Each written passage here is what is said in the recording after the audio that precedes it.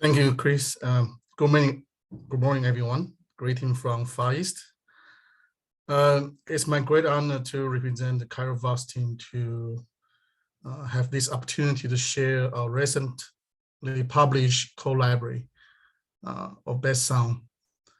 I really want to thank that Melissa Donier invited me to this meeting. So when Melissa invited me, I thought that's international events, but today I realize I am probably the only person joining the meeting internationally. So that's fine. Today I'm going to talk about the ChiroVox public global library for bad colds. So in our team, we have Thomas Gofor, Dorothea Sendel Gabo from Hungary, and also Tika Kingston from the United States.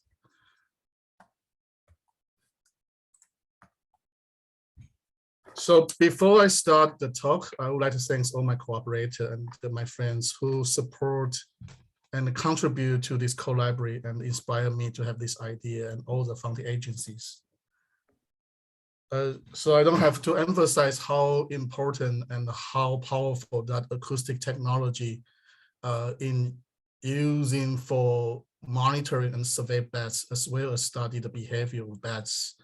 So it's just a dream for all the biologists who are interested in bats. Is you bring a bat detector. So for example, the wildlife acoustic echometer you plug in the microphone into the smartphone. You go to the field and turn on the machine, so the machine tell you what species you might have in front of you. So that's a dream. But while the people in Europe and the United States are commonly use acoustic for surveying bats, this approach is rarely used or adopted by bat biologists in the tropical Asia. So in my case, it's Southeast Asia and Taiwan. So just talking about a little bit about the background of Southeast Asia, we have very high bat diversity in this region. So currently count is about 400 bat species. And I think more than 3/4 of species can use echolocation. The bat biology and acoustics in this region are developed late. So we are really behind a lot of regions such as Canada and the United States and Europe. In a lot of countries, the bat biologists, they don't have enough resource to explore and develop bioacoustic for their research on bats in the country. We also have a lot of uncertainty of taxonomy. Even until now, people still publish new species, even new genera in the past 2 decades. Every year, we have some new species came to known in this region. So it's a lot of example show that even for the most common bat species region, in this case, by study on the Rhinoceros affinis by E. Savan from Cambodia and his colleagues, they show that a huge geographic variation of the peak frequency of the echolocation code of this species across the Indochina mainland.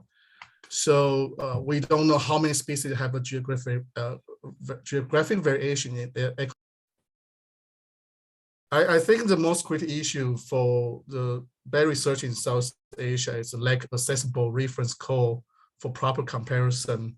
So if you really go to the Google Scholar and also the published data, you search and you find actually they are published literature on the reference code of bats from different countries. So there are data, but a lot of this paper, they provide the measurements and description of core morphology and the features and the frequencies, but a lot of this information data are present average with a standard deviation or standard error. And also a lot of people didn't really address the metadata of the recording, for example, how they record the sound. And I believe that all of you know that how important that metadata can help us to address the variation of the sound for even just one species. And also before there's really no co-library open for the Southeast Asian people to explore the reference code for Southeast Asian bats. So I did this literature survey with my colleagues in Spain. We look into the co-diversity of bats in China, and we found, although there are a lot of published data by the Chinese scholars, and also we also use the published data from Southeast Asia on the common shared species. So we found that even there are so many papers already published describing the sound of Chinese bats, we are not be able to distinguish the call from different species. There are a lot of cases that we only can we have to combine the species into different code group. So this really show a limit of the published data that because people don't share the data, so even we can access this literature, we are not able to really use them to identify the species in the recordings. So this is still a lot of things can do with this published data. For example, Natalia Yu from UK, she demonstrated that even you just use a very few call features such as peak frequency and the call duration, you are be able to look at how the habitat change affect the call diversity of bats in Borneo. And there's another case is done by my students in Taiwan and the collaborator. We show that if even you have no idea about what species you might have in your study site, but we try to assign, that's my cat, I'm sorry, yeah. We try to assign the call we found in the recording into different call groups, and the data showed that there's a very high positive correlation between the diversity of call group and bats found in recordings. So, so this really showed that even we don't have a comparable reference for identify species in recording, we still can do something using the acoustics. However, in South Asia or in many countries, people are keen to know the occurrence of bats and their behavior, and use this information for environment impact assessment or species conservation status assessment. So we have been thinking about to build up our call library and work with scientists in this region. So this happened in 2018 in the Philippines. So when we have the 4th Southeast Asia BAM meeting in Bacol Islands. So during the lunch, Tiga and Gabo from Hungary, they came to me and they said, Joe, we would like to have a talk with you. So Gabo told me they are going to have a project building up a call library for Asian bats. So I don't know because I was too young in 2007 or because the beer we had in the lunch. So I agreed then to work with them for call library. So I quickly realized how challenging to build up a call library in South Asia. So we in this region, we have a very diverse culture and language, and also a lot of this colonial history and the diversity of culture really stop people to share the data, particularly the reference code. So the very conservative culture in South Asia, or maybe in many other countries, really stop people to share. They are hesitant to share, particularly in South Asia. If you have your own data and the reference code and you keep that in your pocket, in many cases, it also means it's almost guaranteed that you can get funding from other people. People will approach you and ask, would you like to share some data with us? Would you be able to help us to identify the species in the recording from the field? So I believe that only human can solve the problem caused by human easier. So since 2011, Tiga and several her colleagues, they found Southeast Asia Bat Conservation Research Unit. Since then, we have been working closely with the bat biologists in this region, in the museum university, and also cooperate with a lot of international agents. So we build up a very tight network and friendship with the people here. So we ask around the people in this network, and they say, oh, this sounds a good idea if we can build up a call library for people in this region. So I think we're lucky is in 2019, we got found by the GBIF. They are interested to integrate the acoustic data and the species occurrence data in their database, and they identify South Asia as a data gap in their database. So we apply to the grant we got. That's what happened. And I think we're also very lucky at that moment. A lot our friends in the CB crew, they are equipment by the new concept of open data, because since 2016, we have been helping the IUCN Red List to do the all-world bat assessment, and a lot of colleagues in South Asia, they realized that there are not so many information of species occurrence of many species in South Asia, and we need data. When people found this issue, they gradually shift their mind is they should open the data. So I think we came right in time when people start thinking they have to share the data. We approach them and say, okay, so maybe that's a good time for you to share both the species occurrence data and the reference code. So our project architecture is very simple. So we tell people we don't ask every data in your computer and hard disk.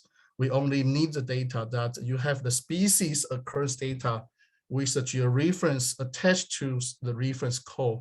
So we will build up a code library named as the Asian bat code library, the database. So shortly it's ABCD.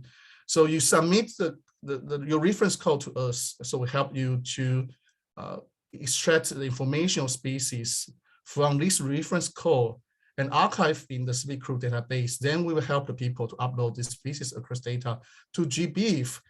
At the same time, we also allocate all the reference code from the people and build up the first code library for Asian bats, particularly for South Asia. So we developed the standard data sheet and also the fields for both the species data and also reference code for ABCD. So it's really accept this new idea. So we organize several workshop in South Asia and also online to teach people how to clean your data, how to standardize the metadata of your recording and also this data. So I guess we got the really feedbacks, and by 2021, we collect over 18,000 species data that people collect from 2007 to 2019. So that's 3 times to the data that GBIF have in their database. And more excited is that we collect almost 4,000 recordings from 200 bats from 9 countries by contributed by 21 research teams in South Asia, also from UK and Hungary and the United States. So we really use this chance to build up the code library, but it's not named as ABCD, but ChiroVox. So during the projects, my cooperator in Hungary, they become more ambitious. So they say, why not we expand the concept of this code library from Asia to the global scale? So they changed the name of the code library, give a new name, ChiroVox. So Chiro means the bats, and the Vox means sounds. If you scan the barcode, you can go to the website. So if you explore the website, you can see that all the data are formatted in standard format, basically following Darwin code and the Guano formats. And all the data are open access. You can download most recordings, and they are issued by CC licenses. And you can see the metadata of every recording, and we also have some simple states of all the recording archive in the database. So we described this code library on PSA this year, and we got very positive feedback from the society. So we have people contact us, say they would like to contribute their recording from all over the world, different part of the world, not just Asia. So we are gradually helping them to clean data, upload, integrate to our database. So if you look at the current data, we still have a lot of spatial and also taxonomy gaps in the code library. There's a lot of things we can do, but one thing I really want to emphasize is we don't want to build up a unified code library for the global BET users, but we present a new idea. It's in addition to individual research contact us, we also have a lot of organization and contact us, say they are interested to collaborate with us to build up the code library together. Some organizations say, oh, if we are happy to share the code with them, they would like to integrate our code with into their code library. For example, Sinocanto, they are really interested in the recording we collect, and they say because they have another project on BET code, not just birds, they say maybe we are interested to integrate into their code library. But Tiga and I have a different thought. I think instead we try to make a unified code library for the BET society. We would like to propose a global network of BET code library. It just came out, this idea just came out in the last meeting of the global network. We said maybe we can work with the different partners to build up a standard metadata and terminology for the code libraries that are hosted by different organizations. We can build up systems to share the list and all the information of the code archive in different systems. And this also gives us a lot of opportunities to collaborate across systems and the people in these different regions. So yes, thank you. And I would like to take any questions. Thanks. Excellent, thank you, Joe. So maybe I will start off with just an observation that you know, we here in Ontario have a challenge keeping up with our limited biodiversity of bats, and in Southeast Asia you are dealing with a challenge, you know, more than an order of magnitude greater than ours. Plus, in terms of collaboration and networking, you also have a greater diversity in terms of number of countries and languages and cultures. So I'm wondering on that note, because a key role of the Ontario Bat Network is to foster here in Ontario and beyond networking and collaboration. Wondering if you can give us any tips as we work to establish and promote the Ontario Bat Network. I think that's a very good question. I also have been thinking about this since I started my career in South Asia. So I'm really not from this region. So for people in South Asia, for most people, for most countries, I'm an outsider. Particularly, I have this Chinese appearance, and in the past, there's a lot of countries they have this colonial history by China, so, and also in some countries they still have the conflict with Chinese people. I have to say I was really struggle in the first few years. So just talk about my experience, not to represent the people in Civic Crew. I think what I have been doing is for me, I think it's really important if you want to build up a network with people in different countries with very distinct culture and language. I choose to make friends with them. So there are too many stories in my career. They are not a big story, but I just give you one example. I did my PhD in Indonesia. So Indonesia is a Muslim country, and in every summer people do fasting. So that means they don't eat and drink in the day. So it's really challenging for me to do the fieldwork during the fasting months. It's not just because people don't eat, but they don't want to work. Even I try to pay more to ask them work. So what I did is, even until now, is I also joined them to do fasting almost every year, as long as my physical condition allows. So every year I do this, even I'm in the field, or no matter I'm in the field or come back to Taiwan, I have 1 month in each year I don't eat and drink in the day, basically. So this is a little bit extreme, but I think it's really helped people to recognize me as okay, so you understand my culture, so I'm also trying to understand you. So after I do this kind of thing year by year, people accept me as part of them. And at that moment, that would be much easier for me to talk with them about the new concept and different idea of research. So I guess it's in your case is I don't know.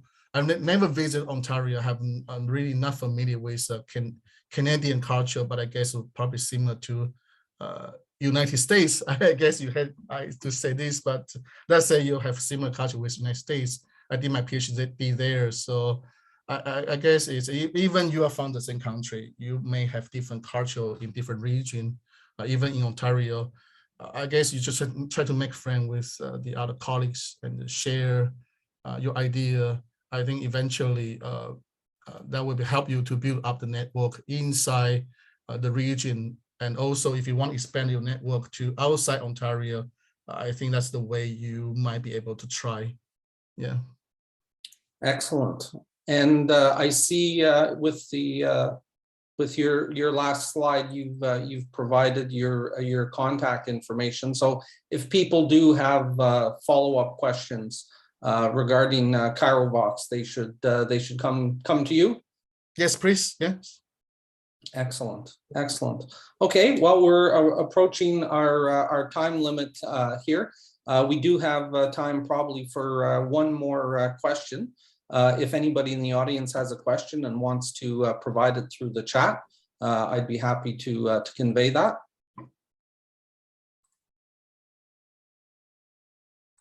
And in the meantime, let me just ask you, Dr. Zhou, where do you see ChiroVox going, 5 years from now? How big can this actually get? Well, I think by the trend now, we probably will expand the database quickly, but there's assumption we need substantial funding to support the database. So all the projects are end, so everyone are running this database with our own money from the pocket. So it's not big money, but the problem is the time. So this really time consuming to help people to do the data cleaning and help them to format the data, upload data. So that's a challenge now. So we're looking for funding. Hopefully we can hire people help us to manage the core library. So that's why we we try to talk with the GBADNet. But let's just give you my estimation. I think by 5 years, if everything goes through, I think we will expand the core library maybe 20 times or 50 times, I don't know. Because just by this year, we already got 10 times more reference code from people, and they're not uploading yet. So the current state is underestimated. Yeah. Excellent. Good. Well, with that, we will finish the presentation. Thank you so much for joining us today, yeah, and we will certainly keep our eyes open for developments, and certainly I'm sure there will be some in our audience that will look for opportunities to collaborate further. So thank you again.